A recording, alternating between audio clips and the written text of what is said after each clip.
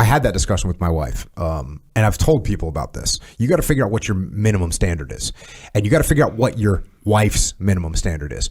And I had the conversation with my wife a few times where I was saying, look, if this doesn't work, I'm good with living in our RV, and we're going to travel up and down the coast of California, and I'm going to surf, and we're going to hang out. We're going to go to a bunch of different jiu-jitsu schools, and we'll live off my Navy retirement.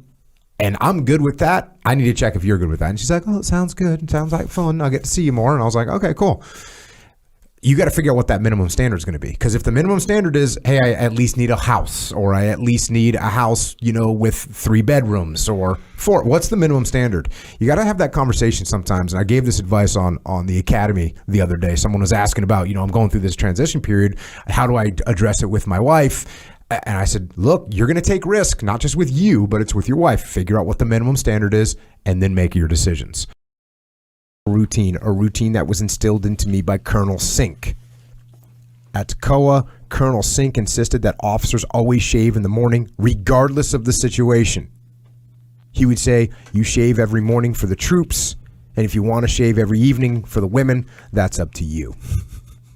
I followed his orders because I realized that I had to set the proper example for the men.